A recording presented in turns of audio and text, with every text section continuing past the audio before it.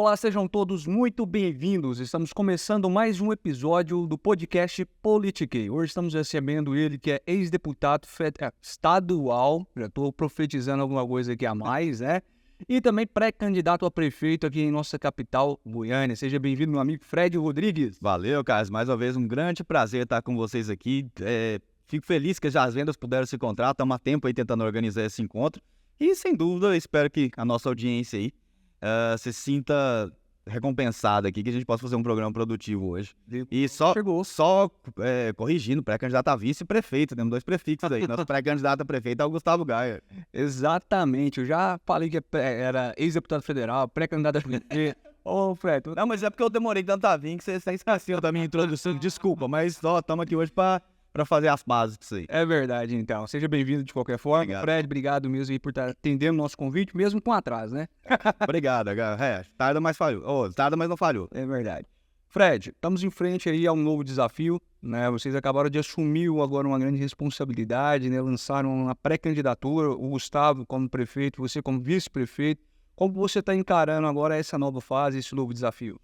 Com naturalidade, né? Eu acho que a minha passagem, nem digo a passagem porque eu acredito que ele esteja inserido, mas a minha passagem como deputado estadual e conhecendo os meandros aqui da política goianiense e goiana, acho que me ajudou bastante nesse último ano, né? Obviamente, aprendi a articular, aprendi a entender melhor como são os bastidores da política.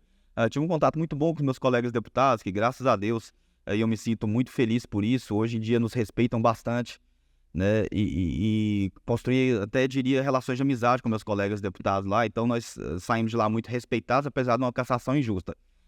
Claro que, obviamente, nem todos vão respeitar a gente, não faço questão de ser respeitado pelos deputados da esquerda, claro, nenhuma questão.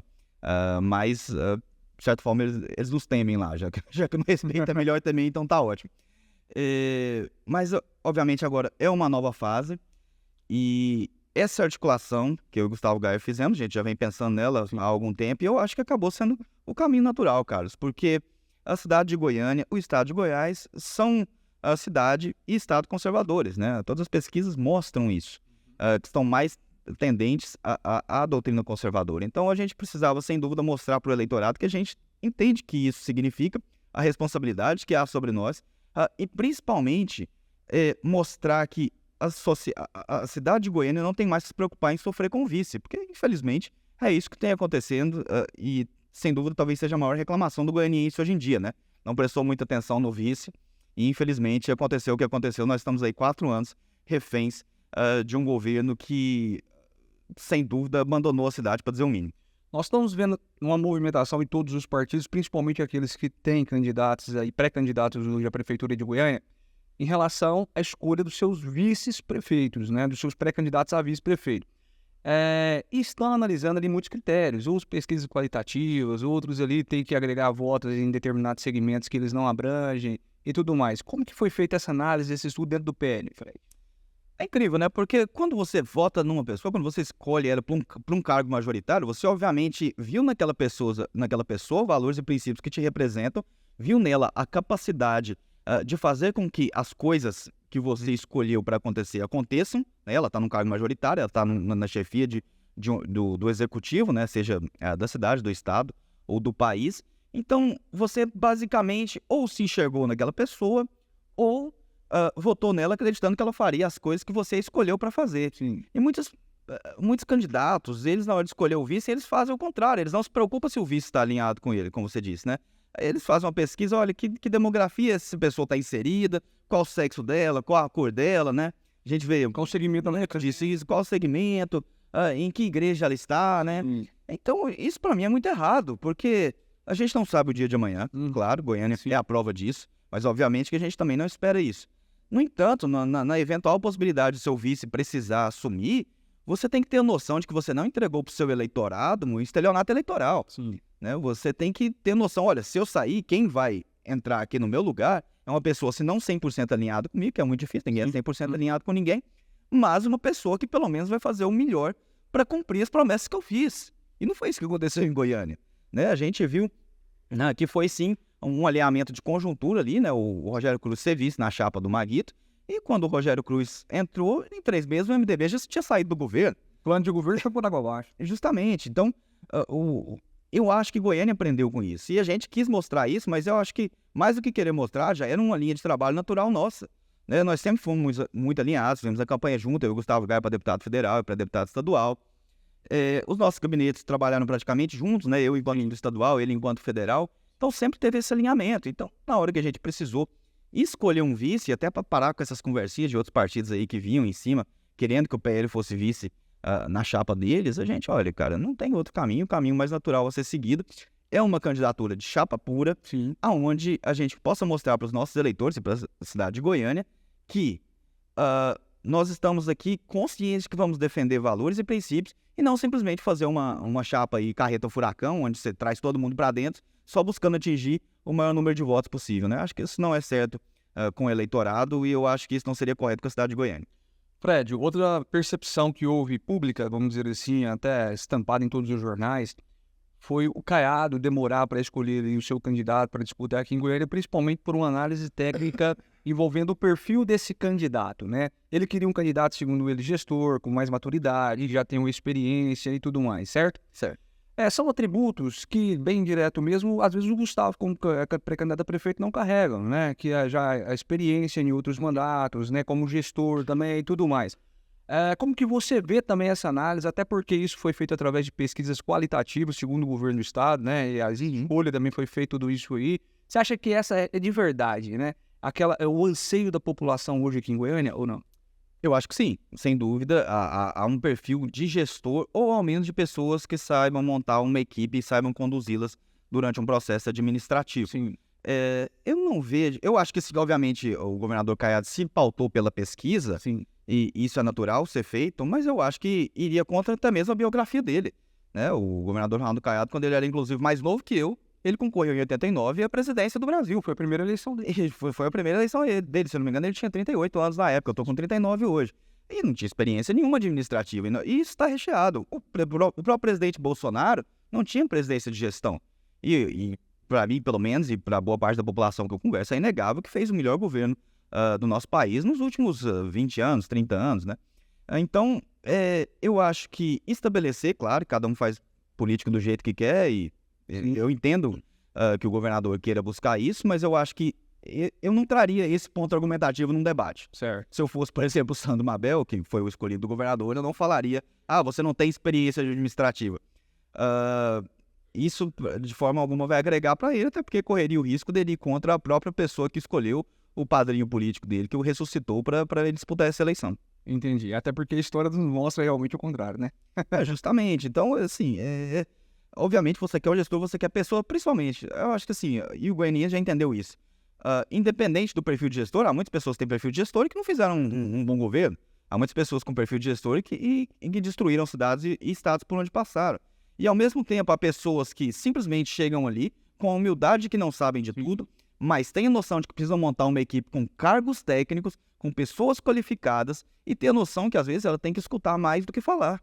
Então é isso que a gente precisa hoje em dia. E eu acho que, sem dúvida, se nós aqui com pré-candidatos representantes da direita, o que a gente iria se espelhar seria num governo federal chefiado pelo Jair Bolsonaro, que mostrou que cargos técnicos em lugares importantes conseguem caminhar uma distância muito longa. Tá falando aí, eu tô lembrando da eleição que o Bolsonaro participou em 2016, né? Que ele ganhou a única eleição, inclusive, para presidente da República.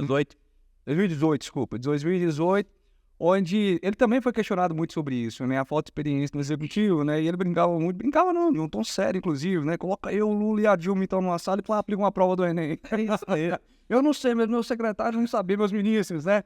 Justamente, olha, e é engraçado, porque eu acho que as pessoas que fazem esse tipo de comentário, eu acho que eles estão presos na política de 20, 15 anos atrás, onde realmente tinha aquela figura mais coronelista, de que o cara era obrigado a saber de tudo. Você vai saber de tudo da sua cidade? Sim, mas no aspecto geral. Você não vai saber de especificidade, você não vai saber de detalhinhos de cada bairro, até porque não tem como, Goiânia é gigantesca. Né? O que você tem que ter é pessoas em cada região, você tem que ter cargos técnicos no primeiro e segundo escalão, e depois você começa a conversar com os vereadores e com a Câmara para que eles possam te direcionar nas suas respectivas regiões. Mas esse negócio do cara que entende de tudo, né? Você vai lá conversar com o prefeito, ele diz que entende de conserto de jet ski a massa asfáltica. Isso, a massa asfáltica, né? De merenda, conserto de jet ski, o cara sabe de tudo. Então, assim, talvez antigamente, quando a população realmente buscava nisso, buscava essa figura aí de onisciência a respeito das coisas, talvez isso funcionasse. Hoje não, hoje a população, olha, esse cara tá me enrolando, não tem como ele saber de tudo, né? Eu prefiro que ele seja uma pessoa de caráter, uma pessoa íntegra, uma pessoa que comungue os meus valores e princípios e que eu coloque lá e ele faça o melhor para indicar as pessoas verdadeiramente capacitadas e que ele tenha simplesmente a capacidade, a coragem e principalmente a independência de poder cobrar dos cargos técnicos dele, que às vezes é isso muito que falta. O cara tá lá no primeiro escalão, o cara lá é um secretário, não pode ser mandado embora porque tá lá por conta de um arranjo político, que não pode ser desfeito. É isso que atrapalha. E como que vocês pensam, caso esse projeto seja bem sucedido, vocês, a partir do dia 1º ali de janeiro de 2025, né, assumam a prefeitura de Goiás, como vocês pensam em manter essa relação com a Câmara, né? Já que, querendo ou não, há de haver uma convergência ali nos trabalhos e tudo mais, né? Claro. E hoje, né, até emendando aqui a pergunta, hoje a Câmara de Goiânia tem uma influência muito grande e direta dentro da administração do Rogério Cruz, indicando, inclusive, cargos do primeiro escalão, do segundo escalão, loteando de verdade ali a prefeitura, né, e fatiando, inclusive, muitas pastas. Como que seria, então, essa relação da gestão Fred Geier com a Câmara? Vamos lá. Olha, primeiro, antes de mais nada, a Câmara é a representatividade do Legislativo, ou seja, principalmente das regiões que estão ali, vamos dizer assim, um microcosmo de Goiânia, a Câmara. Tirando isso de lá... É a voz do povo. Nem sempre, mas... Deveria ser, é o que foi eleita para fazer. Muitas vezes é a voz de interesses políticos de perpetuação do poder. Mas, no cenário ideal, a Câmara é a voz do povo. Então, obviamente, não cabe ao prefeito censurar completamente as articulações dos vereadores, né? O que o prefeito não pode fazer é ficar amarrado pela atuação dos vereadores. Então, a gente, obviamente, entrando, o prefeito primeiro ele tem um compromisso com a gestão e o plano ao qual ele apresentou. Sim, sim. Um vereador que quiser indicar um cargo de primeiro, segundo escalão, ele tem que entender que essa não é a prioridade do prefeito. A prioridade do prefeito é não, mais uma vez, não fazer um estelionato eleitoral com as pessoas que o elegeram. Então, o prefeito primeiro e segundo escalão, na minha opinião, e eu acredito que o Gustavo Gayer também pense assim, são cargos exclusivos de indicação do prefeito, cargos de confiança do prefeito. Ele foi colocado no executivo. Isso não quer dizer que um vereador não será atendido. Sim. Isso não quer dizer que um vereador que saiba de uma especificidade, de um problema peculiar a uma região, não possa indicar cargos em escalões menores. Isso pode acontecer. Mas, de forma alguma, isso será condicionado a apoio político. Isso não pode ser condicionado a apoio político, nem de um lado nem de outro. Nem o prefeito pode amarrar o vereador e nem o vereador pode tentar amarrar o prefeito. Eu acho que foi isso que aconteceu em Goiânia. Isso não é segredo. Há vereadores hoje ocupando muitos cargos na prefeitura. Então, e aí, não estou dizendo que é o que acontece, mas a população, obviamente, se pergunta, fala, poxa, esse vereador está lá, esse cargo que o vereador indicou, ele está lá cumprindo a sua função para atender as necessidades de Goiânia ou para atender as necessidades de reeleição de determinado vereador, que são coisas muitas vezes que não convergem. Então, a nossa preocupação com isso, ela é muito, muito grande, Carlos. Mas, assim, eu diria que a nossa prioridade, a ocupação de cargos de primeiro e segundo escalão com pessoas extremamente técnicas que entendam Goiânia, compromissadas com Goiânia. De forma alguma, e eu acho que seria assim, algo muito desonesto intelectualmente dizer que nós estamos querendo anular a Câmara de Goiânia ou que nós estamos querendo impedir o diálogo com os vereadores. O vereador simplesmente tem que entender que ele foi eleito para um projeto e nós fomos eleitos para outro. O que a gente tem que fazer é que esses projetos venham a convergir, mas a gente não pode deixar que um atrapalhe o outro. Sim, e inclusive vimos isso na gestão do Willis Rezende, por exemplo, né? Primeiro escalão era indicação exclusivamente do prefeito e de quadros realmente de confiança dele, né? É verdade, né? E o Willis, ele tinha muito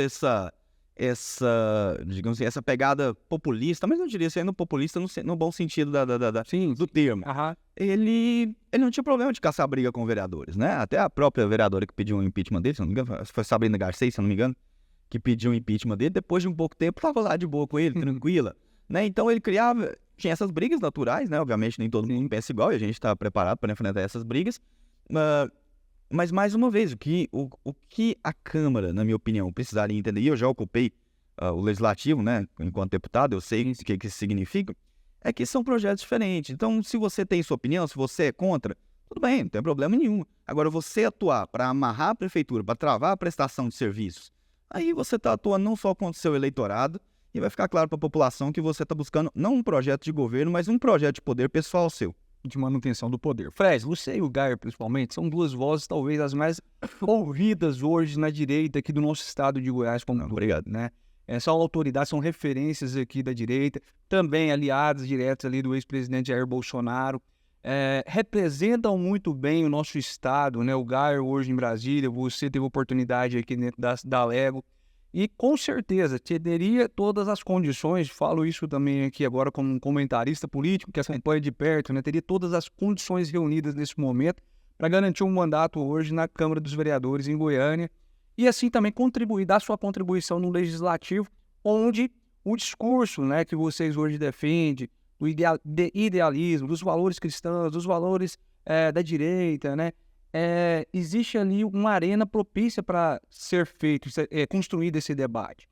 Por que abandonar agora todo este projeto do Legislativo e focar numa eleição de executivo? Vai que dê certo, vocês têm 4 anos pela frente aí, frente a uma gestão, né, de uma prefeitura como Goiânia. Por que fazer essa mudança nesse momento? Você acha que realmente a direita precisa de vocês hoje ali, ocupando esse espaço? Olha, não posso dizer que foi uma decisão fácil, né? Como você bem disse, cara, realmente a nossa eleição, até por nós termos sido, né? Eu decido, né? Eu falo muito nós, assim, porque é um projeto, Sim. mas aqui para facilitar aqui o nosso diálogo, vou falar na primeira pessoa, até por eu ter sido o deputado estadual mais votado em Goiânia, né? Então, assim, Mais de 20 mil votos, né? foi 22.400 e alguma coisa em Goiânia dos 42.784, ou seja, mais da metade dos meus votos foram em Goiânia, o deputado estadual mais votado em Goiânia. Então isso me deu um senso de responsabilidade muito grande com a cidade que eu nasci, cresci, gostei de viajar, o pessoal brinca comigo, gostei de viajar. Suas férias em Goiânia? Minhas férias são em Goiânia, raramente eu viajo. Fui conhecer o mar tem 2 anos, 3 anos, 2021. Então eu gosto muito da cidade aqui, nasci e cresci aqui. E não foi uma decisão fácil, porque eu entendo, já passei pelo Legislativo, eu entendo a importância de vereadores atuantes e principalmente posicionados, né? A eleição municipal ela talvez seja a mais difícil de você inserir a disputa ideológica, porque o vereador está sempre trabalhando no bairro, então às vezes a pessoa não concorda com o que aquele vereador fala, pensa, vota para presidente, mas ele já fez algumas benfeitorias, já trabalhou ali no bairro, já ajudou, já ajudou localmente, então ele acaba sendo eleito, até com o voto daquela pessoa que não alinha ideologicamente com ele. Então isso torna até mais urgente a participação ideológica também na Câmara, mas nós temos, obviamente, excelentes candidatos na chapa do PL. Nós temos candidatos trabalhando em outros partidos e que decidiram se alinhar a nós, né? Não querem apoiar os pré-candidatos a prefeito que os partidos deles estão apoiando e vieram se alinhar comigo e com o Gustavo. E a gente fica muito honrado e também recebe com muita humildade esse tipo de atenção. E mais uma vez, vem do senso de responsabilidade, mas eu quero deixar claro, né? Goiânia, o nosso lema na campanha está sendo quase esse, né? Goiânia não vai ter mais problema com vice. Porque não só o alinhamento nosso bate, mas eu quero... se Deus quiser chegando lá, né, ainda estou na condição de pré-candidato, mas se Deus quiser chegando lá, eu quero ser um vice atuante, eu quero ser um vice que está na Câmara todos os dias. Eu quero ser um vice que trabalha para a população, né? Eu gosto muito da figura do vice na dinâmica política americana, né? Onde, por exemplo, o vice-presidente é também o vice-presidente do país, obviamente, né? Ele também acaba sendo o presidente da Câmara, do Congresso americano, ele é o presidente do Senado. Então o vice não é só um cara decorativo que fica lá olhando os 4 anos passar, não, ele vai para cima. Então eu quero estar com essa articulação com os vereadores, quero escutar os vereadores, trabalhar junto com os secretários e sem dúvida, eu acho que até para os padrões do goianiense, que o goianiense está esperando, e as pesquisas com o Gustavo Gaia, em primeiro lugar, mostram que é essa atuação dupla, que é essa atuação dinâmica, né? Uma atuação realmente que eles não precisam contar só com uma pessoa. Afinal de contas, como você mesmo disse, né? Se nós temos 2 vozes fortes da direita aqui em Goiás, aqui em Goiânia, e se Deus quiser, em breve teremos muito mais, por que não elas trabalharem juntas simultaneamente dentro de um projeto para nossa capital? Tá, mas eu quero entender onde vocês viram a necessidade de 2024 agora, nessas eleições municipais, da direita se consolidar e ocupar um cargo no executivo municipal, certo? Essa necessidade é para construir um projeto para 2026, por exemplo, a volta da direita também para República Federativa ou não, Fred? É mais uma questão realmente de cuidar, porque é um projeto que vocês amam, porque é Goiânia, sabe? Qual que é o porquê por trás de tudo isso, Fred? Não, acho que é crucial o retorno da direita no âmbito federal. Isso faz parte, então, de um projeto maior? Estados. Do PL nacional? Não necessariamente, eu acho que é a consequência. Obviamente, é a capital de um estado, do estado talvez mais conservador do Brasil, né? Pelo menos pelo que as pesquisas indicam. E se nós nos colocarmos como representantes da direita, não é natural que a gente deixe essa corrida passar. Nós temos que estar presentes na corrida e com os nomes mais fortes que nós tivemos. A verdade é essa. A gente não pode fazer corpo mole, achar que sou bom demais para a prefeitura, tal. Não, tem que encarar a força, tem que encarar o desafio e tem que vir para dentro da corrida com tudo que a gente tiver. A gente não pode brincar aqui. E isso é curioso, porque a cidade de Goiânia, se eu não me engano, é a única capital, uma das poucas capitais onde o PT é competitivo. Sim. Isso é incrível. Isso mostra. Isso não é nem a favor do PT, não diz nem a favor do PT. E dentro do estado mais conservador, né? Sim. Você mesmo acabou de dizer. Isso não diz, na minha opinião, isso não diz a favor do PT, né? Até porque a candidata do PT não usa o PT nas propagandas dela. Eu, pelo menos, nunca vi. Excluiu completamente o símbolo do PT da propaganda dela. Isso diz contra a gestão atual. Então, a gestão atual foi tão ruim, foi tão fracassada, foi tão displicente com a cidade que deu espaço até para o PT crescer. E a gente não pode esperar isso acontecer, né? A gente já viu, e está vendo hoje em dia, na minha opinião, o completo desgoverno que eles estão trazendo para o Brasil é um tipo de governo que, se você fizer um paralelo, não é difícil estipular qual foi o melhor, o governo Bolsonaro ou o governo petista. Então a gente não pode deixar isso acontecer em Goiânia. Então você perguntou, a busca pelo executivo da nossa capital é um projeto para 2026? Eu espero que seja, mas não é a nossa fixação atual. Nossa fixação atual é, sem dúvida, nesse exato momento, proteger a Goiânia da esquerda. Entendi perfeitamente. E qual que é a Goiânia que vocês estão sonhando aqui para dar para nós goianienses, né? É difícil. Essa é a pergunta mais genérica do mundo. Essa é brava. Mas eu tinha muita vontade mesmo que a Goiânia que você sonha, né, Fred, de construir. Principalmente ocupando um cargo tão importante, o lugar como prefeito e vice. Difícil, né? A Goiânia que a gente sonha, obviamente, você sonha com muita coisa. Você sonha com um trânsito perfeito, você sonha com um sistema de saúde onde não falte insumos, você sonha apesar de Goiânia não ser uma cidade que sofre com enchentes, né? Agora a gente está vendo no sul o que significa realmente uma enchente. A gente tem muitas inundações. Não, mas alagamento sim. Alagamentos, não, sim. Isso que eu ia falar, pontos de alagamento e inundações pontuais, Goiânia tem muito, né? Mas enchente, realmente, Goiânia não tem desastres climáticos, né? É isso que eu tô falando. Então, teoricamente, eu falei isso, eu fui criticado, né? A pessoa parece que não entendeu. Goiânia não é um pesadelo administrativo. Goiânia está longe de ser um pesadelo administrativo. E isso só torna mais grave a situação em qual nossa cidade chegou. É um absurdo você entrar em qualquer bairro, seria um absurdo. Mas é mais absurdo ainda você andar em bairros do Bueno, ali perto do Vaca Brava, que é um cartão postal da cidade, e ver uma montanha de lixo da altura de um caminhão empilhada na calçada. Porque a Comburg, né? Nem vou falar só a Comburg, mas a coleta de lixo não está sendo feita da forma como deveria. Né? Porque às vezes você fala Comburg, você dá a impressão que você está atacando os servidores. Eu sei que não são. Sim, sei que não são os servidores. É a falta de gestão que está acontecendo ali. Então, eu acho que uma Goiânia que a gente sonha, principalmente, né, que a gente trabalha, nem vou falar sonho, mas que a gente vai trabalhar para tentar atender, é uma cidade que seja devolvida aos cidadãos, no sentido do cidadão realmente poder andar numa calçada.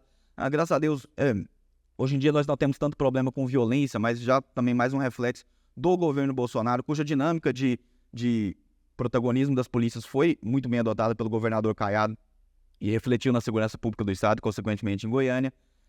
Mas eu acho que o trânsito e saúde, hoje em dia, talvez sejam um dos maiores problemas, pelo menos na nossa andança aí, é o que a gente vê. O trânsito, obviamente, há muita má vontade, né? Quando eu vejo esses sinais de sincronizados em pleno 2024, onde você já tem várias e várias cases de sucesso, inclusive de fora, de produzir a onda verde, da Câmara conseguir redirecionar o tráfego, o fluxo do tráfego. Então, eu fico incomodado com isso, dá a impressão que Goiânia está presa nos anos 80, nos anos 90 ainda. Questão de saúde, que na minha opinião seria o que a gente trabalharia com prioridade, que a saúde não espera. A gente está fazendo uma visita nos CAIs, nos CIAMs, e o que a gente escuta, né, muitas vezes você tem que escutar, obviamente, a pessoa que está sendo atendida. E isso 100%, a pessoa... Mas talvez mais importante que a pessoa que está sendo atendida, escutar os diretores e os trabalhadores. Sim. Porque eles entendem o que está faltando para a pessoa que quer ser atendida e não está sendo, o que está faltando, por que aquilo ali não está acontecendo. Então, o que a gente vê muito em várias denúncias, não vou falar nome aqui, obviamente, para preservar, porque as pessoas serão perseguidas, a pessoa liga para o almoxarifado, pede um suprimento, pede um mantimento, pede um insumo, falam que não tem, e depois de várias vezes ligando, falando que não tem, essa pessoa decide até ir lá no almoxarifado, chega lá, o medicamento já está quase vencendo na prateleira. Isso acontece muito mais do que deveria, né? Não há uma interligação de sistemas. As pessoas que estão no CAIS, diretores dos CAIS, dos CIAMs, eles não têm acesso ao sistema do almoxarifado, eles não sabem quantos insumos tem lá. Isso é um absurdo, gente. Isso é uma coisa básica. Você vai no mercadinho da esquina, o cara tem uma noção de estoque. Então, a Prefeitura de Goiânia não consegue estabelecer isso aqui, né? Então, essa sem dúvida seria a nossa prioridade. Mas outra coisa que a gente pode sonhar também é uma cidade onde, quando você vai fazer a poda dos canteiros, tem uma rede de proteção lá do lado, né?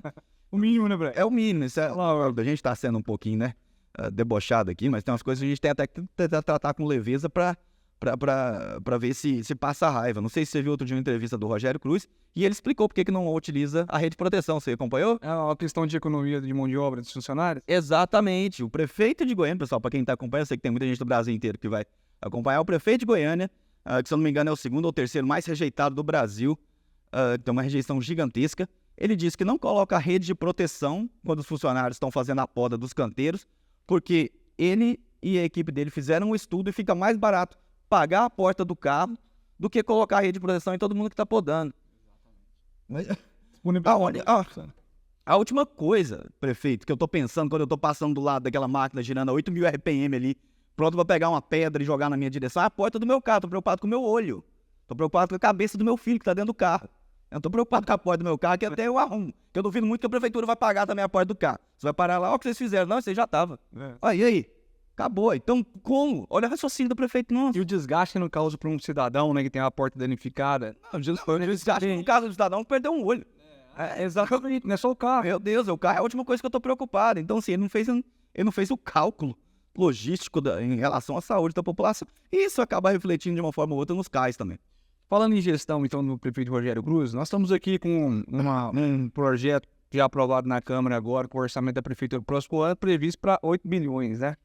E 8,7 bilhões, né? E enfrentando problemas ainda, como você mesmo relatou agora há pouco, de alagamento na cidade. O prefeito falou que gastou mais de 200 milhões agora em 2023 com obra de infraestrutura, né? Trânsito, greve da saúde, greve na educação, imãs, Comurg, escândalos de corrupção. Você acredita, atribui tudo isso a um problema realmente de gestão, como o prefeito vem sendo criticado e muito por todos que passam, inclusive, por aqui? Ou você acha que não? É um problema crônico da capital e que precisa de uma estratégia diferente para possa haver uma solução? Cara, assim, modéstia à parte, eu acho que no último ano eu fui entre os pré-candidatos, que inclusive, Sim. quem tiver visto, ninguém tem visto, né? Só o PL anunciou vice. Mas entre todos os pré-candidatos que se anunciaram de outros partidos, eu acho que eu fui o que mais lidei com a política local goianiense, até pela minha condição de deputado estadual de Goiânia. Sim. E fui o que acompanhei aqui de perto, além, obviamente, do prefeito, que ele tá lá do lado, então ele aprende até por osmose, né? Ele tá lá recebendo os números, acho que de qualquer forma ele vai entender os números que estão acontecendo. Mas é difícil falar, porque parece às vezes má vontade. Não tem nada que justifica um posto de saúde não ter acesso à logística do almoxarifado central na relação de insumos. Não. Nada que justifica. A gente falando muito da questão do trânsito aqui. Tem solução mágica para o trânsito? Não. Eu acredito que mais para frente, daqui 20, 30 anos, como já tem acontecido, naturalmente os engarrafamentos vão acabar a partir do momento que a automação dos carros for se concretizando, né? Mas a gente tem que lidar com a tecnologia que a gente tem nesse exato momento. E a gente está no Jardim América, né, o maior bairro de Goiânia, para quem não sabe, né? E lá na região do Jardim América, aonde eu moro, é incrível o tanto de interdições que foram feitas para passar um asfalto. Chegou o ano de eleição, né, pessoal? Então o asfalto começou a ser feito para passar o asfalto sem que fosse notificado os moradores. Tem morador lá que não tem acesso à própria casa, não tem como sair da própria casa. Então você sai lá hoje mesmo eu saí, fui entrar na rua que eu sempre entro, não tem como. Aí eu tive que procurar uma rua, você perde 5 minutos só procurando a rua que você pode descer, e mais uma vez, Jardim América, o maior bairro de Goiânia. Constantemente, nos últimos 5 anos, eles já mudaram o direcionamento das maiores ruas ali, pelo menos 3 vezes.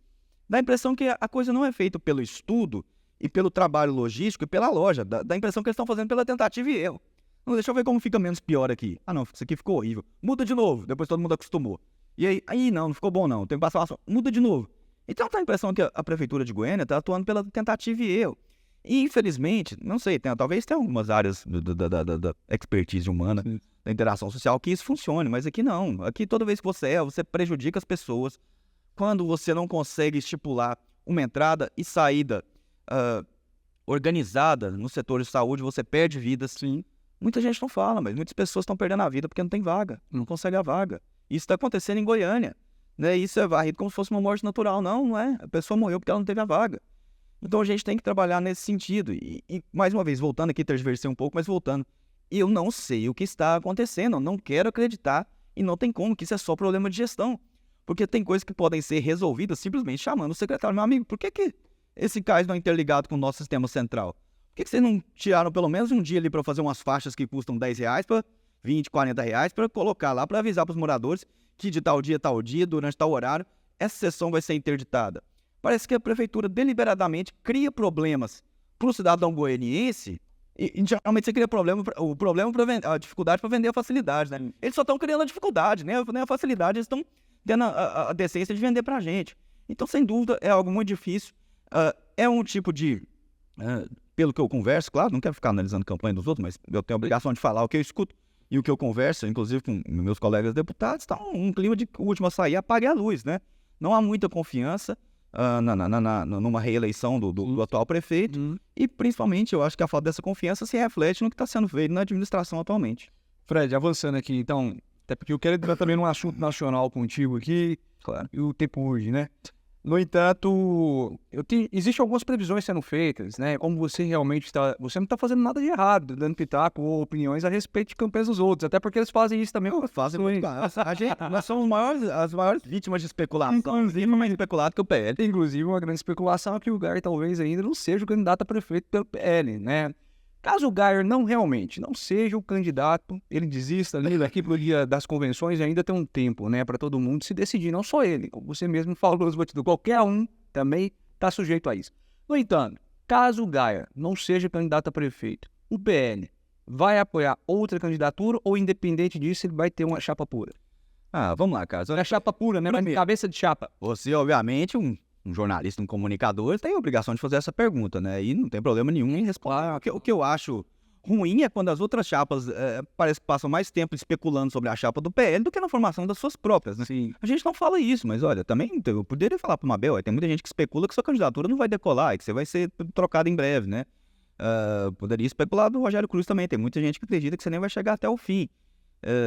A questão da candidata do PT também, a Adriana do PT, né? Tem muita gente que especula que você não vai pedir o apoio do Lula para sua campanha. Então, eu vejo as especulações chegando de todo lado. Obviamente, o nosso comprometimento, o nosso dever de obrigação de prestar informações é com o eleitorado, né? Então, por isso que a gente já saiu na frente, apresentou uma chapa com titular e vice, e aí as pessoas vêm na especulação depois, né? Mas e se? Mas e se muita coisa? Na política, uma das primeiras coisas que você aprende em política é se prepare para todas as situações, Sim. né? Se espere o melhor, mas se prepare para o pior. Então, você não pode ser pego de calças curtas, né? O Gustavo Gayer, obviamente, hoje, na minha opinião, o melhor deputado federal do Brasil, sem dúvida, o mais atuante, atua aqui, atua fora, atua em Goiânia, Goiás, Brasil, Brasília. A nível internacional. Internacionalmente reconhecido hoje em dia. Tem uma dinâmica muito forte federal. Foi eleito para ser deputado federal, então o que ele está fazendo nesse exato momento é honrar os votos que ele recebeu para deputado federal. Ele não quer sair de lá correndo simplesmente para chegar aqui em Goiânia e desrespeitar os votos que ele já recebeu. E é justamente por isso que a nossa chapa se preocupou em estabelecer uma candidatura de vice que saiba trabalhar enquanto ele precisasse focar também nos assuntos federais, né? Então, hoje em dia, eu posso chegar e representar ele em qualquer lugar, porque nós somos muito bem alinhados. Isso, cidadão goianiense, vai ser muito difícil. Você pode prestar atenção. Dificilmente outra candidatura de titular e vice vai ter essa forma de, vamos supor, um não pode ir num debate, pode mandar o outro tranquilamente. Que não tem problema. No vice, né? Se eu fosse titular e o Gustavo vice, ia acontecer a mesma coisa. Gustavo, não posso entrar no debate, você vai. Porque a gente conhece, a gente sabe que o outro pensa, a gente tá nessa tomando pancada há muito tempo. A gente não escolheu um aqui agora porque o Gustavo é de tal igreja, é de tal demografia, é de tal lugar, e a gente só quer os votos dele. Não, é porque realmente acredita. Então, obviamente, da onde vem a especulação? O PL hoje, em muitas pesquisas, pelo menos nas pesquisas que costumam acertar mais, colocam o Gustavo entre os 3 primeiros. A última Goiás de pesquisa colocou em primeiro lugar, né? Então, muitas vezes eu vi ali aquela consideração, e alguns falando, tem muita coisa de ego, o Gustavo não quer pensar no país como um todo, na cidade como um todo, tá pensando só nele, por que ele não sai e vem ser vice aqui? Peraí, isso é o 5º lugar falando. Então, assim, perdoe a minha inexperiência política, mas talvez os grandes experientes da política aí, os grandes jogadores, possam me explicar em qual outra situação na história do mundo o candidato está em primeiro lugar das pesquisas, abriu mão da sua pesquisa para ser vice do 5º. Né? Então, não sei, né? Talvez eu ainda não vivi tudo na política. Então, isso a gente tem que trabalhar com muita sabedoria, claro, com muita humildade, ninguém que está de salto alto, porque a gente tem noção do que a gente representa, de como é difícil e a responsabilidade que isso exige. Mas a gente também não vai vender uma candidatura, a gente não vai associar uma candidatura que a gente não tem a total certeza que está alinhada com a gente, né? Então, essa própria questão do PL, o PL vai ter candidatura fixa em Goiânia. Né? Sim. Aí todo mundo, Então. se, então tá, vou ficar no se. Ah, o Gustavo não vem? O Fred vem. O Fred não vem? A gente vai procurar outro. E a gente vai, porque como eu disse, nós hoje em dia, sem dúvida, graças a Deus, somos as maiores vozes, até porque estamos há muito tempo. Mas há pessoas por trás crescendo e nós queremos que o PL tenha uma candidatura fixa. Uma candidatura que, obviamente, não vai precisar dividir o protagonismo, a gente não tem problema. Entendi. Mas não vai ser uma candidatura coadjuvante. Vamos pôr um ponto final, então, nessa conversa. PL vai ter candidato, ponto final. Vou até falar na sua câmera. Aqui tá me pegando? Tá. PL vai ter candidato, ponto final. Parem de especular, cuidem das suas chapas, cuidem das suas candidaturas.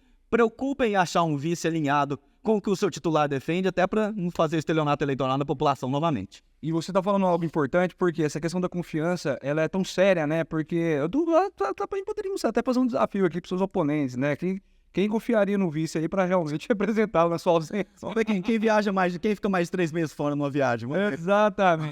Quem teria essa coragem, não é verdade? Então, assim, é realmente assim que a gente está trabalhando. E eu acho que, pelas que as pesquisas mostram, pela a receptividade depois do anúncio, eu acho que a gente não poderia ter feito algo melhor. Claro, isso não impede que nós venhamos a compor com outros partidos, tá? Isso não impede, a gente não dá de salvar. Composição diferente. Sim. A gente tá falando. Agora, o que a gente identificou que o eleitorado precisa é uma garantia de que vice e titulares estão alinhados.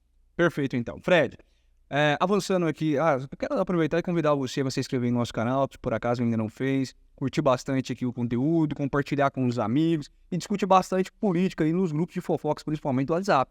Nós temos que estar inteirados de tudo que está acontecendo, temos sim que debater política e, melhor, pode fazer isso sem medo, né? Não é fake news, não. Eu acho que as pessoas, inclusive, recentemente, são uma pesquisa, né? Que as pessoas estão com medo de se expressar politicamente nas redes sociais, de tecer críticas. Isso é um absurdo. Não é, Fred? O que você fala sobre isso? Vamos aproveitar e entrar nesse tema aqui que me deixou indignado também essa semana. A população brasileira está com medo de fazer comentários sobre política nas redes sociais. Isso é democracia? Nunca foi. A democracia, ela não tem medo da mentira, tá? A democracia, ela não tem medo da desinformação. A democracia tem medo da censura. A única coisa que destrói uma democracia é a censura. A partir do momento que você tem um mercado com ideias livres, todo mundo pode falar o que pensa, todo mundo pode dizer o que pensa, todo mundo pode defender o que pensa. A única coisa que você não pode fazer, obviamente, é advogar por violência contra o seu adversário político. Você não pode defender que alguém seja linchado, espancado, né?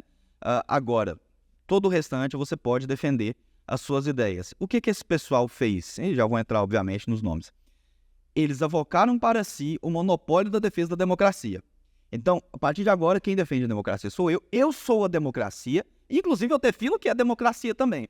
A partir do momento que você encontra esse tipo de pessoa, e principalmente quando essa pessoa está numa posição de extremo poder, você implantou uma ditadura e um totalitarismo sem armas, né? Todo mundo acha que uma ditadura, às vezes, é tanque na rua, é militar com um fuzil passando na frente de escola. Não, meu amigo, ditadura também é você querer fazer uma crítica a um poderoso e o poderoso não deixar você criticar ele, né? É uma crítica, a ditadura é um lugar onde os autoritários escolhem quais críticas podem ser feitas, né? Eu costumo dizer que quando você perde sua liberdade de expressão, todas as outras liberdades são meras ilusões, né? Se você não tem a liberdade de expressão, como que você fala pelas suas outras liberdades? Então, o mais importante, primeiro, é a liberdade de expressão. Mais importante, inclusive, do que uma democracia, tá? Porque através da liberdade de expressão, você pode lutar e pedir pela democracia. Agora, se tiver uma democracia, que na verdade só tem um verniz de democracia, e obviamente um verniz de democracia em cima de uma ditadura, a liberdade de expressão é eliminada. E com o tempo você passa a ser visto como o inimigo do regime democrático, que é o que eles estão fazendo. E, obviamente, a palavra-chave, né, o termo gatilho para isso aí tudo, é a tal da fake news. Então, hoje em dia, sempre que um cara é incompetente, burro, estúpido, para elaborar um argumento para refutar o seu, o que ele fala? Esse cara aqui está cometendo fake news. Silencio, coloque na cadeia, coloque no inquérito 4781, inquérito das fake news, que foi aberto de ofício pelo Toffoli. E não poderia, obviamente, mas tudo bem, a Constituição é só um detalhe na hora de combater as fake news. E depois foi entregue ao Alexandre de Moraes, ao invés de sortear a relatoria, que também não poderia, mas tudo bem, regimento interno do STF é só um detalhe. A gente precisa combater as fake news. 5 anos, esse inquérito rodando, sem uma única pessoa indiciada. Você criou um inquérito eterno que está sempre com uma nuvem negra ali acima, só, obviamente, dos seus inimigos, das pessoas que falam mal de você, né? O Lula não vai ser incluso no inquérito das fake news, porque ele falou que não deveria indicar amigos e apadrinhados para o STF, depois indicou. Né? Então, a gente tem um inquérito ali seletivo que trabalha só contra adversários políticos.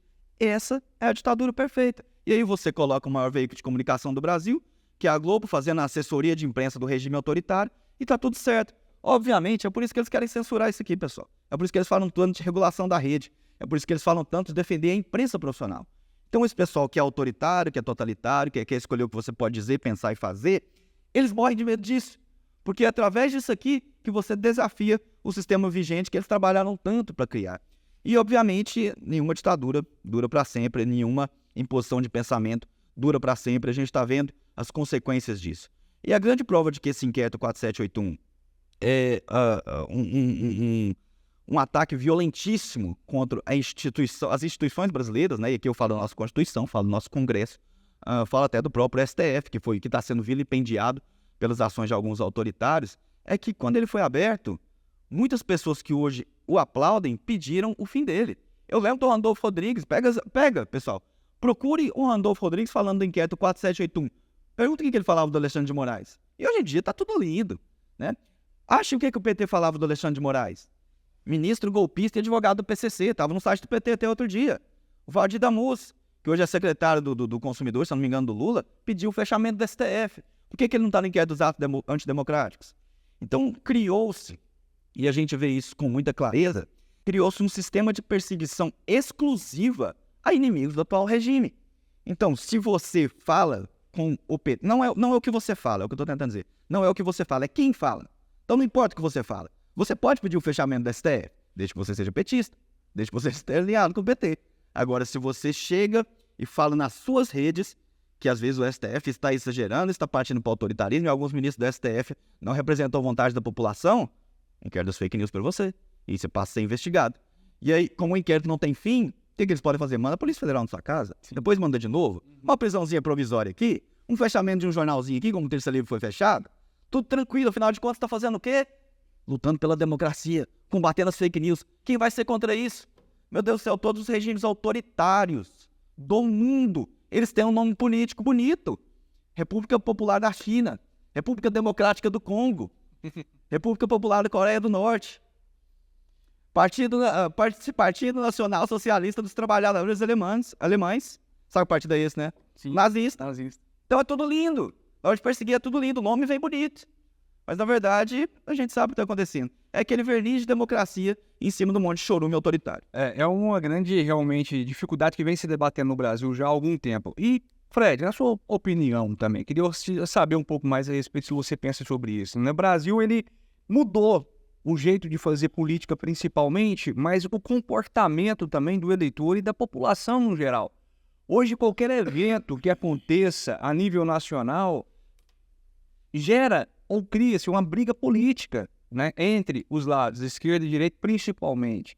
A gente viu isso acontecer, por exemplo, no Covid, estamos vendo agora com a tragédia do Rio Grande do Sul, até o show da Madonna, tudo vira realmente brigas hoje na esfera política. Por que você acha que acontece isso, Fred? Olha, E outra coisa, isso é salutar também para o crescimento como população? isso é excelente. O que obviamente não pode ocorrer são os exageros destemperados e a necessidade de atacar seu inimigo só para provar que o seu ponto é melhor, e isso você acabe talvez atrapalhando a solução do problema, né? Você não pode querer impor sua opinião só porque você está certo. Às vezes você tem que focar mais na solução do problema. Mas a grande, acho que uma síntese de estudo aí seria a chamada polarização. Muita gente fala, polarização, o país está muito polarizado. Sim. Polarização é excelente. O contrário de polarização é pensamento único. Pensamento único é ditadura, né? Então, quando você tem uma outra pessoa falando de verdade de forma diferente, Sim. né? Porque a gente viu durante muito tempo aí o PSDB fingindo fazer oposição ao PT. E eu votei no PSDB muitas vezes porque eu achava que ele representava a oposição verdadeira ao PT. E hoje em dia a gente vê que não era bem assim. Era mais um acordo de amigos ali para poder cada um governar um pouquinho, né? Obviamente o PT acabou exagerando, ficou tempo demais, e o PSDB se articulou ali também para ajudar a fazer o impeachment da Dilma Rousseff, né? O PSDB e o PFL, né? Que depois virou Democratas. E hoje é a União Brasil. Então, a polarização em si, ela não é ruim, Carlos, nunca vai ser. Porque o contrário disso é o pensamento único. O pensamento único a gente só tem em ditaduras. Por exemplo, na Coreia do Norte, onde o ditador escolhe até quais tipos de corte de cabelo a pessoa pode ter. E a gente está encaminhando muito rápido para isso aqui. E eu acho que o combate à polarização, ou à criminalização de quem pensa diferente, é um dos grandes sintomas dessa falta da capacidade argumentativa. Todo autoritário ele é um deficiente intelectual por natureza. Você pode ver que todo autoritário ele foge de debates, ele foge do confronto, ele quer simplesmente expressar suas ideias sem que ninguém obviamente, nem a oportunidade de criticá-lo. Pública também. De forma alguma, ele odeia o holofote. Ele odeia o holofote público, ele odeia ser contraditado, ele não tem capacidade de lidar com isso. E é justamente por isso também que a esquerda fez questão de dominar essas áreas, né? A tomada de conta das redações de jornais. Outro dia eu vi uma pesquisa que mostrava que mais de 80% dos jornalistas, se não me engano, quase 90%, se declaravam como jornalistas de esquerda. Isso não faz sentido num país onde 50% da população é conservadora. Não faz o mínimo sentido. Porque se os jornalistas estão saindo da sociedade, por que eles não chegam conservadores na sua profissão? Onde eles passaram antes? Faculdade, pronto. Aí você já entendeu onde que está o antro de doutrinação e de imbecilização em escala industrial da sociedade brasileira. Mas voltando à questão da politização. Eu acho que o caminho para ser seguido agora é o caminho de uma politização propositiva, né? De uma polarização propositiva. Obviamente eu não defendo isso de, o cara vai ajudar, deixa ele ajudar, ele pensa contra você, sem problema nenhum. Mas, como você disse no começo, hoje em dia, na minha opinião, o cidadão brasileiro, o eleitor brasileiro, é o eleitor mais qualificado politicamente do mundo. Do mundo. O que o eleitor brasileiro decidiu participar da política agora em curtíssimo tempo, e claro, obviamente, graças à figura, em boa parte, né, a maioria, em parte, da figura do Jair Bolsonaro, é algo inacreditável, algo que acho que nunca antes visto. Então, ninguém hoje, é raro hoje você achar alguém que sabe a escalação da seleção. Nos anos 90 todo mundo sabia, mas todo mundo sabe o nome de todos os ministros da STF. Não vou falar que sabe os ministros do Lula, porque não dá pra saber, porque são muitos. Né? Mas sabe dos principais, principalmente os que estão fazendo mais cagada ali. Estão contando os dias para próximas eleições. Estão encabeçando campanha para conselho tutelar, que é coisa que a direita nunca preocupou. Então, assim, estão fazendo campanha para vereador, estão com seus prefeitos. Então, estão muito articulados politicamente e isso é excelente. E você vê que a polarização é o que o Brasil precisa quando você entende o que aconteceu com aqueles que ficaram em cima do muro. Sim. O PSDB teve toda a chance de dominar, de liderar e de articular a criação de uma direita verdadeira que fizesse oposição verdadeira ao PT. Não quis fazer isso. Preferiu ser apaniguado do PT. Hoje em dia, cadê o PSDB? Não está em lugar nenhum. Cadê o João Dória? Que cresceu com o Bolsonaro, né? Sim. Foi levantado pelo Bolsonaro, mas depois se virou contra e ficou um isentão. Lugar nenhum. Cadê o Amoedo? Lugar nenhum. Então o brasileiro está rejeitando aquilo que é morno. O brasileiro está buscando posicionamento, seja de esquerda, seja de direita. E eu acredito que sem censura, num debate, num fórum público de discussão, a esquerda sempre vai sair perdendo os argumentos. Vamos pegar, por exemplo, o que está acontecendo no Rio Grande do Sul, essa tragédia, que agora causou também uma comoção nas redes sociais aí, justamente no que a gente está falando agora, essa polarização, né? Esquerda e direita ali, essa discussão toda. No seu ponto de vista, faz sentido realmente toda essa briga? É necessária essa briga, essa politização dessa tragédia que aconteceu no Rio Grande do Sul? Ou isso aqui que nós estamos assistindo nada mais é do que o combate realmente a coisas erradas que estão sendo feitas na política, o Fred? Vamos lá, eu acho que, obviamente, uma situação muito grande, muito complexa, está no meio de uma tragédia, a gente tem que tomar cuidado com todo tipo de análise que a gente faz ali, porque ninguém quer aumentar o sofrimento daquelas pessoas, porque a ajuda chegando ali, independente de quem venha, da forma mais rápida possível e de uma forma que motive outros a continuarem ajudando. Perfeito. Dito isso, há inúmeros vídeos mostrando a burocracia atrapalhando a ajuda. Chegar inúmeros de pessoas que estão lá dentro da lama, de pessoas que estão lá até aqui no pescoço de água suja, mostrando, tal coisa, tem um jet ski parado aqui, multaram um caminhão ali, estão impedindo tal água de chegar ali, tal repartição do governo não quer ir até ali. Ao invés do governo Lula pegar essas denúncias que estão sendo feitas por pessoas que estão lá e averiguar, ninguém está pedindo que o governo atue preventivamente. A gente sabe que é uma situação de calamidade gigantesca, muitas pessoas. Pode acontecer um erro, pode acontecer sim um fiscal inadvertidamente parar um caminhão lá, porque está acima do peso. Pode acontecer, meu Deus do céu. Agora, o que a gente quer, aconteceu isso, vai lá e resolve. O que eles fizeram? Chamaram Lewandowski, Paulo Pimenta e foram atrás de quem divulgou isso. Meu Deus do céu. Então, você mata o mensageiro por causa do teor da mensagem, é isso? Então ninguém... E é tão engraçado, né, que primeiro falaram que era fake news. Sim. A reportagem do SBT, inclusive, a repórter do SBT foi super atacada. Falaram que era fake news, chegou aquela repórter da Globo lá, da CNN, se eu não me engano, a Natuza lá, alguma coisa, arrebentando quem estava fazendo isso, falando que eles seriam inclusos em, mais uma vez, mais inquérito ilegal com abuso de autoridade acontecendo, para investigar pessoas que, inclusive, estão lá ajudando. Exato. Então, essa ação está motivando empresários a ir para lá? Muito pouco. O cara, eu vou lá, vou mandar minha carreta, vou mandar meu pessoal. Chegando lá, ao invés do governo falar, não, foi algo pontual, não vai acontecer, já liberamos todos. Não, se chegar lá, se eu reclamar, o governo ainda me coloca no inquérito ilegal aqui para investigar a minha vida, para ver o que eu estou fazendo, justamente num país que está vivendo inquéritos legais há vários anos. Então, assim, você quer que a ajuda chegue, mas essa atuação do governo aí, na minha opinião, foi completamente estapafúrdia, ridícula. Outra atuação aqui que a pessoa ficou incrivelmente incomodada de ser questionada. O Felipe Neto disse que articulou com a Janja a compra de purificadores, que realmente precisa, ele até falou o nome da empresa lá. Cada purificador, se eu não me engano, custava 20 mil, foi algo assim, 20 ou 200 mil? Não lembro. Era um valor muito grande. Purificador brasileiro. Isso. Não, se eu não me engano, eram 20 mil e eles tinham 200 no estoque. É isso mesmo. 20.200 no estoque. E ele conseguiu fazer uma articulação pedindo, e falou com a Janja que tinha articulado, e pediu doação para os seus seguidores, para doarem 5 milhões, 4,8 milhões, para comprar esses purificadores. Sim. Beleza? Ok, excelente. Já chegou lá. O pessoal foi questionar ele o seguinte, não, mas peraí, há poucos meses atrás, o governo federal mandou 20 purificadores dessa mesma empresa, através de acordo com o governo, para a faixa de Gaza. Então, se o governo federal, com acordo, mandou para a faixa de Gaza, por que você pediu doação privada para a gente mandar isso para o Rio Grande do Sul? Se você estava falando com a Janja, você não falou com a Janja para fazer o mesmo acordo para mandar para lá? E o cara não quer ser questionado por isso. Então, as pessoas estão acima do bem e do mal, se acham. Acima do bem e do mal. E esse, na minha opinião, é um questionamento completamente válido. Porque a gente já pagamos impostos para o governo. Justamente para o governo atuar em situação de calamidade. Então pega esses 5 milhões que você conseguiu arrecadar aqui com os seus seguidores, aplica em outra coisa e o governo manda esses purificadores para lá. Isso é a coisa mais óbvia do mundo. O orçamento realmente que a União tem, se você analisar, Fred, só a questão do fundo partidário realmente, que a União está disponibilizando agora para essas eleições de quase bilhões, na verdade, só aumenta, né? Só aumenta. Então, quer dizer, é realmente incompreensível, né? O porquê que realmente o governo não pode fazer ainda mais acima daquilo que ele já está fazendo. Falando sobre isso, até para avançando agora realmente para o fim, Fred, eu tenho uma pesquisa aqui da Genial Quest, que foi agora feita e liberada na quarta-feira, dia 8, correto? Que eles fizeram a seguinte pergunta, né, para as pessoas ali que estavam sendo interrogadas. O Brasil está indo na direção certa ou na direção errada? 41% das pessoas responderam que o Brasil está na direção errada. É isso mesmo? Desculpa, 41% na direção certa, 49% na direção errada.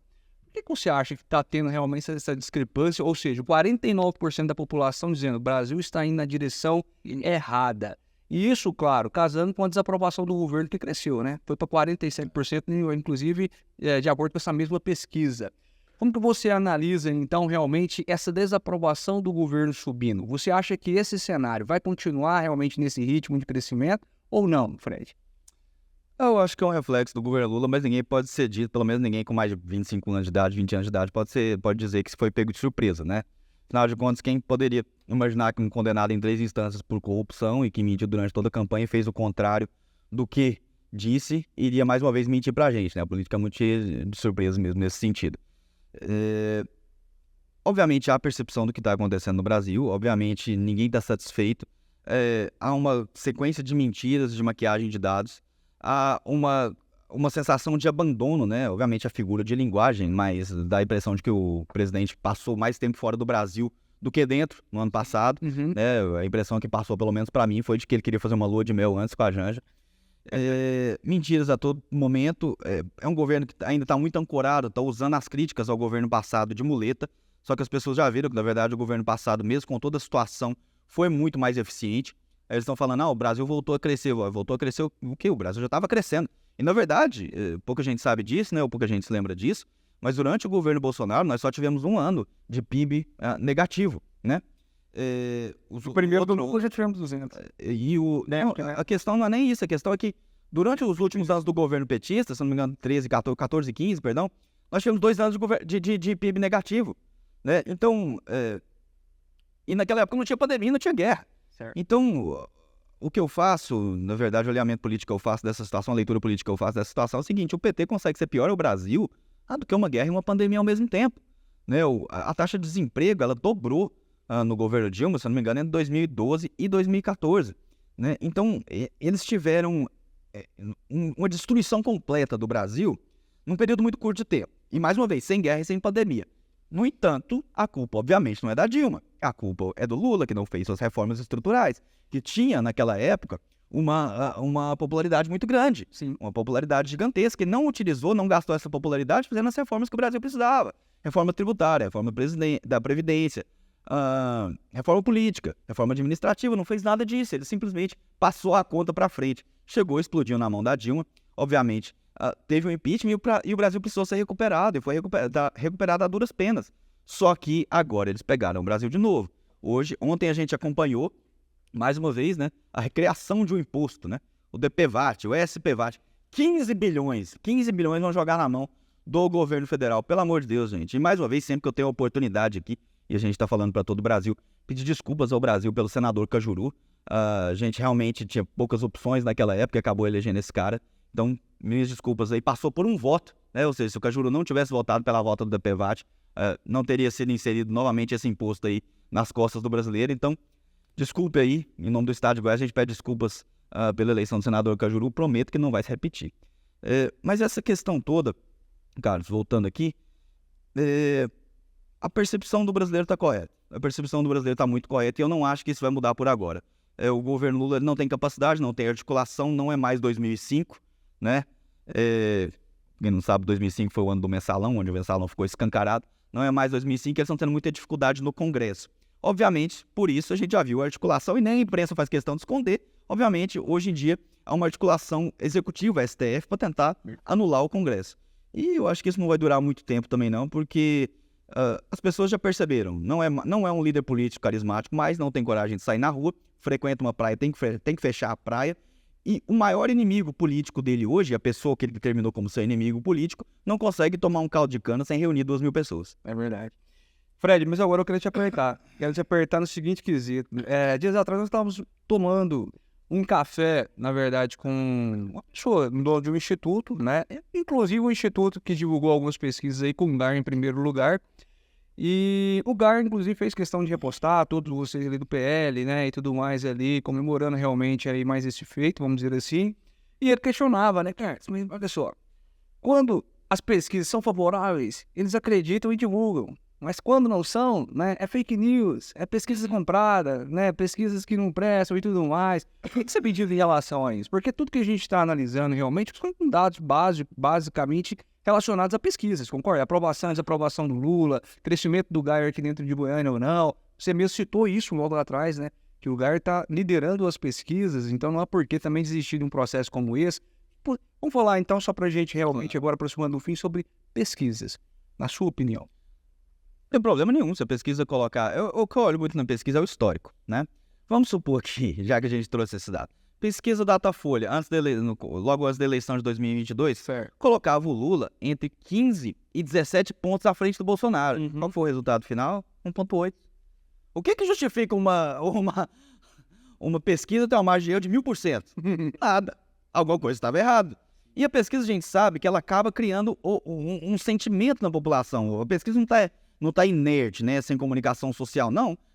Se você vê que seu candidato está muito atrás, você fica desestimulado, o outro lado fica mais estimulado, né? E principalmente cria uma percepção falsa da realidade. Exato. Então, claro que eu sempre critiquei Datafolha, claro que eu sempre critiquei Ibope, porque eram pesquisas que não tinham essa qualificação. Agora, as pesquisas... Sim. Agora, a pesquisa de 2018, que mais acertou, foi a Paraná Pesquisas. E ela realmente colocava o Bolsonaro numa margem muito mais próxima do que agora, que era em torno de 3 a 2% a diferença entre Lula e Bolsonaro. Né? Obviamente, tem outras situações que ocorreram em conjunto aqui que não convém a gente entrar aqui no meio. Mas eu acho que é perfeitamente você criticar uma pesquisa que não tem coerência. Essa que você citou a respeito da divulgação, que a gente fez a divulgação, por que ela eu decidi divulgar? Mostrando que o Gustavo está na frente, apesar de estar dentro da margem de erro ali, empatado com os outros dois na sequência. Porque ela foi a única que acertou a eleição do senador Wilder na eleição de 2022. Né? Uma pesquisa grande aqui de Goiânia, do Instituto Grande aqui, SERPES, né, que é do Jornal Popular, ligado ao Grupo Globo. Presta atenção, eleitores. Colocou o senador Wilder em 4º lugar na sexta-feira com a eleição no domingo. E hoje ele é senador. Então, numa eleição que teoricamente é majoritária, né? Se tiver a maioria dos votos, você vai embora. Então, o que justifica isso? Então, eu vou confiar na pesquisa SERPES? Não, eu vou confiar na outra que marcava o senador Wilder como eleito.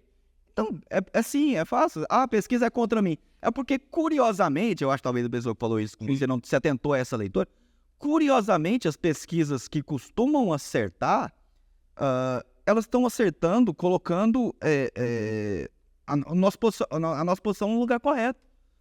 Se essa pesquisa tivesse colocado a gente em quarto, em quinto, eu ia divulgar também, ó. Tem muito a fazer, não estamos em primeiro, mas essa pesquisa, pelo menos, aqui acertou. Não tem como ficar brigando com ela, né?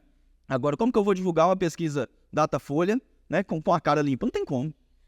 Só para contribuir com a sua resposta também, é importante ressaltar que não é só um instituto que está aparecendo no lugar em primeiro lugar, né? Se a gente olhar um histórico de pesquisas realmente aí, em todas elas, ou é primeiro ou segundo. É, primeiro, segundo e terceiro é o que Primeiro, segundo e terceiro. E mesmo assim, quando fica em terceiro, né, dá tem na margem técnico, né, na margem de erro. Então, quer dizer, é realmente um histórico agora de assertividade dos institutos agora que estão desenvolvendo essas pesquisas aqui em Goiás. Talvez eles tenham aprendido. Eu acho que assim, tudo que o instituto de pesquisa tem é credibilidade. Se você não tiver credibilidade, você fica errando, colocar um senador em quarto para ele ser eleito no domingo, eu acho que tem que fechar as portas.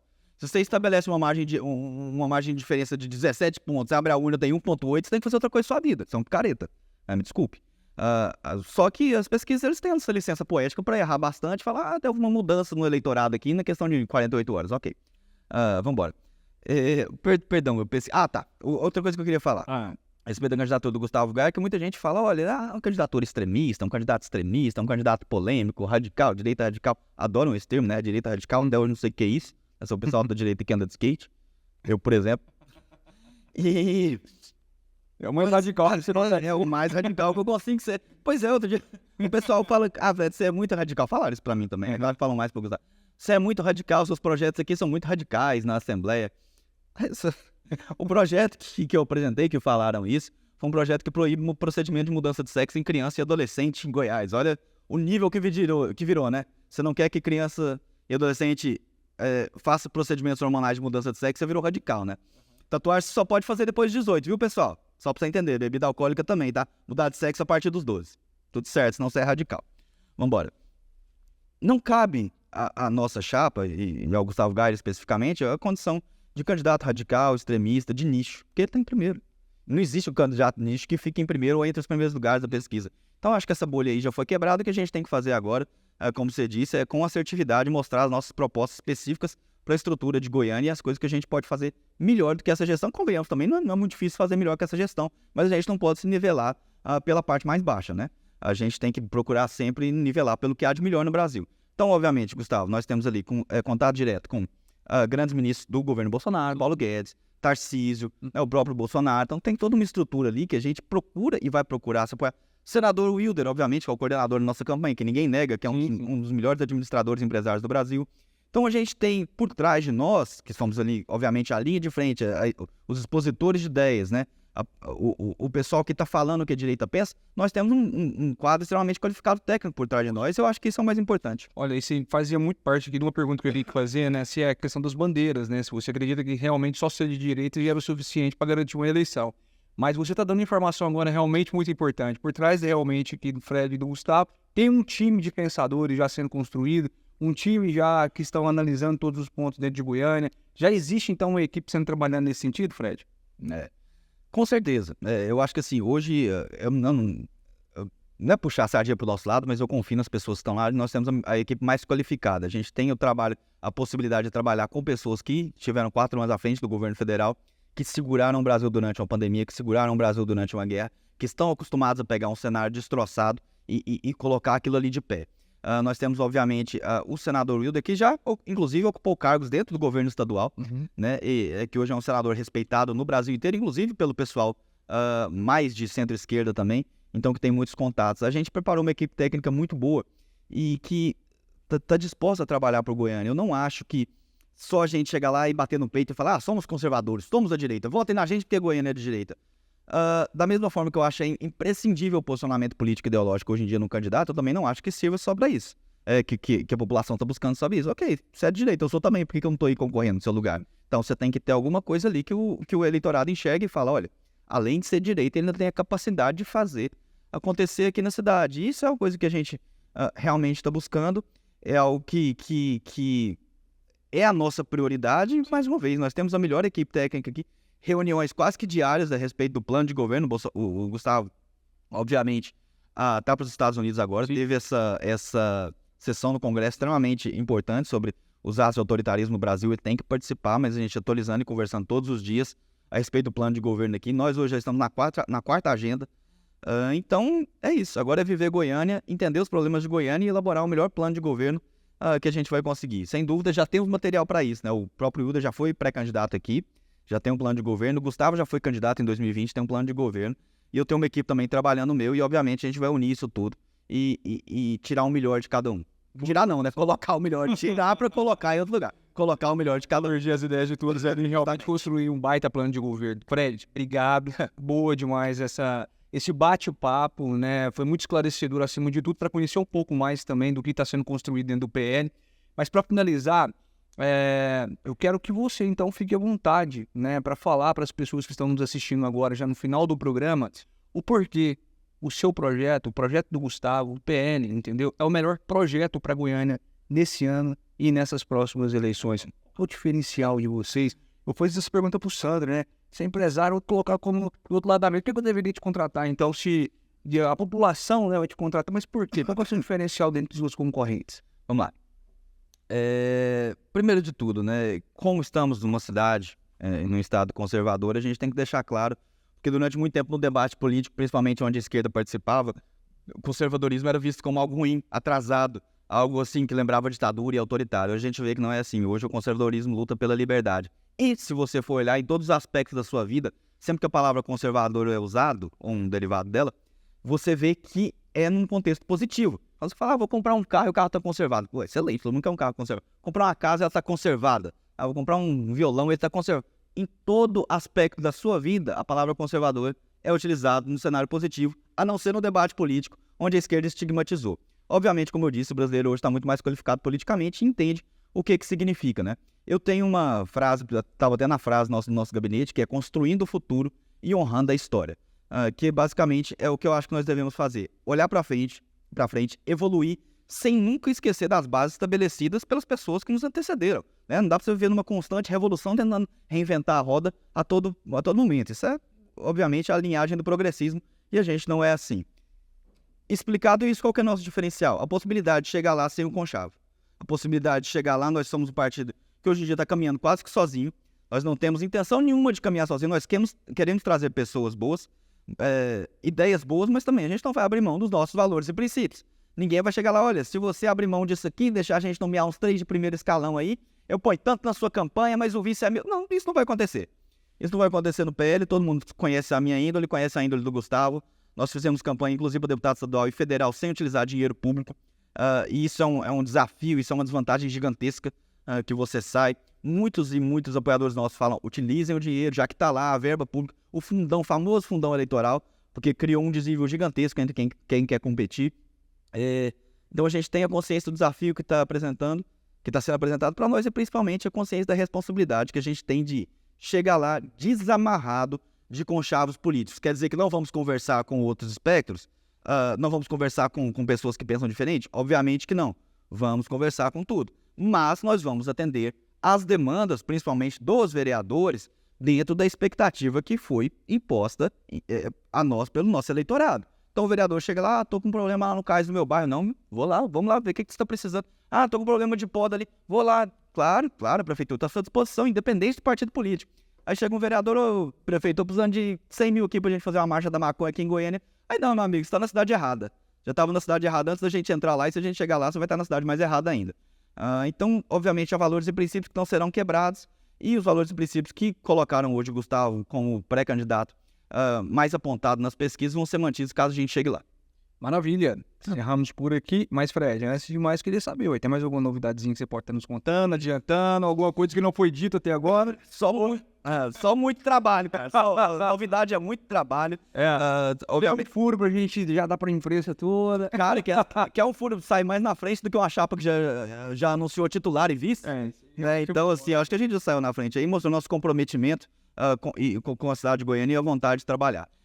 Então, acho que assim, a novidade é que a gente está visitando Goiânia inteira. Eu quero chegar, sem dúvida, até por ser daqui, né? O deputado estadual daqui, teoricamente, apesar de ter sido cassado lá no TSE, no plenário virtual. Primeira vez que isso aconteceu na história do Brasil. Nunca antes um deputado estadual foi cassado em plenário virtual. Nenhum deputado foi cassado. Fui sorteado, deve ser a nova democracia, fiquei feliz. E você foi cassado por quê? Vamos reforçar mais uma vez? Eles dizem, isso que é engraçado, né? Acho que nem eles sabem.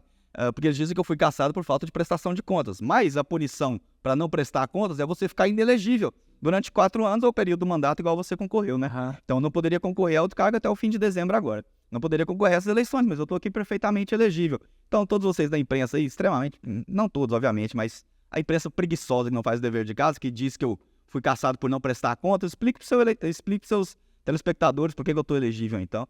Basicamente, foi uma decisão de uma juíza aqui do TRE, que ela deu uma sentença transitada em julgado, depois ela reconheceu que não nos deu o prazo para recorrer. A própria juíza que cometeu o erro reconheceu que cometeu um erro, pôs no plenário do TRE, o plenário do TRE reconheceu que ela cometeu um erro, e, obviamente, quando recorreram para o TSE lá, e eles não tiveram a mesma posicionamento do TSE, não, e pegaram uma decisão do colegiado TRE, de um julgamento físico, e colocaram num plenário virtual, onde você é julgado durante uma semana e o juiz só entra lá e vota, no seu caso lá, no meu caso foi julgado com 79 outros casos, então tenho certeza que eles prestaram muita atenção no que tinha lá nos autos.